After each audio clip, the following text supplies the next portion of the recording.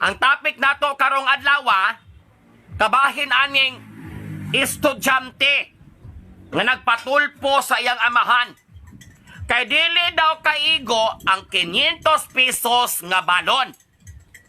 Kasosyal gyud nimo day. Hilasan ko.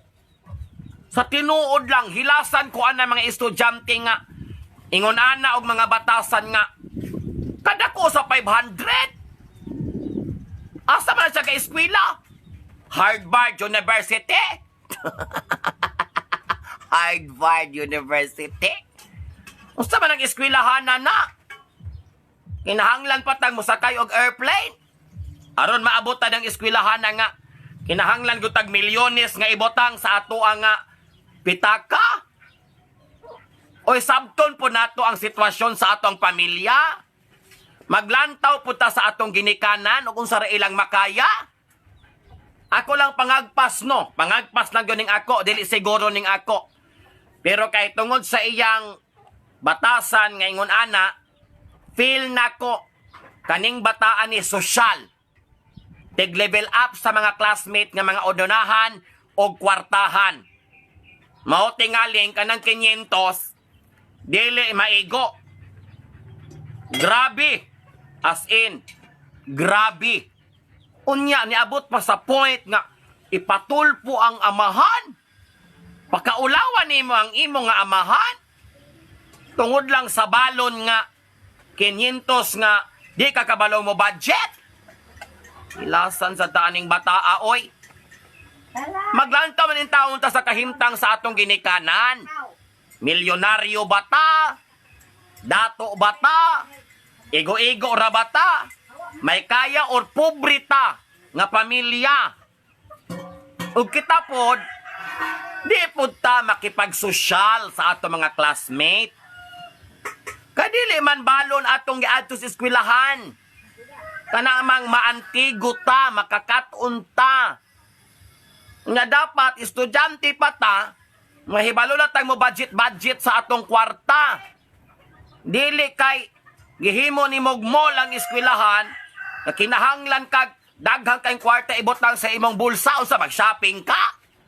Gikas ground floor, second floor, third floor sa inyong building sa eskwelahan.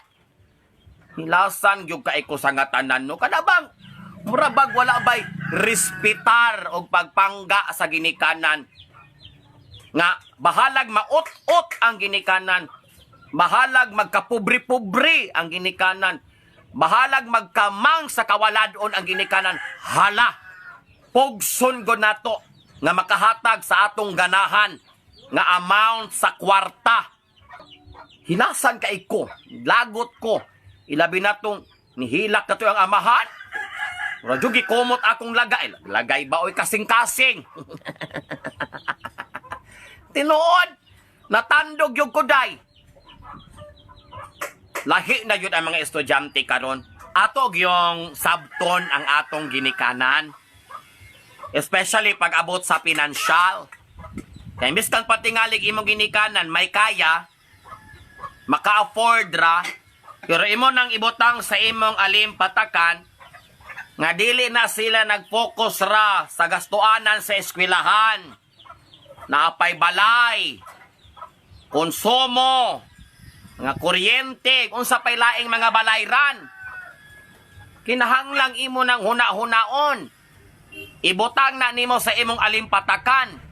Ug para nako no, sa panahon karon, estudyante ka, tagaan kag 500 pesos, dako-dako na biagod na. Ang uban manggaling estudyante, pilaray ilang balon, ilagong iguon, kay para gyud makalahutay ra sa usa ka semana nga pag-eskwela. Unya ikaw, 500? Sus, kog na ako pa'y amahan lagi basta kay di gog ko mo hilat sa tubangan sa akong anak. Di gog ko mo luhod sa akong anak. Impason gud tikaw.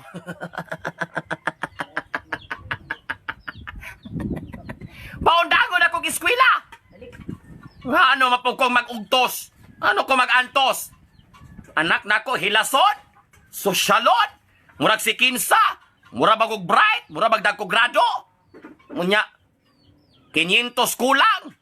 Paundangon ako oy. Hala kada sa imong kinabuhi. Balon man da imong giapasra, di man da eskwela. Kwarta man da imong ganahan, di man da kaganahan makakaton og sakto. Undang. Lagot na ako pay naamahan mga day. Salamat ragod mong di ko momabdos.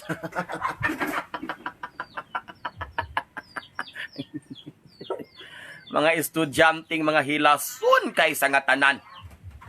Muna kay makig-level up manggod. Miskag dili makaya hala level up. Aron ingnon gyud nga gikas mga pamilyang adunahan. Makipaglaban sa sosyalan. Nya munas-munas ng ginikanan. Lagot gyud ko. Na tulpo-tulpo pa nimong papa ha. Matulpo-tulpo pa nimo. Imong gipakaulawan imong amaham tibuok kalibutan. No, tibuok kalibutan imong gi wadan og kredibilidad ang imong amahan. Tungod raan ng imong pagka sosyalirang 500 gyud 500. No! Lagot ko laitan ko na inyo mga fallopian tube.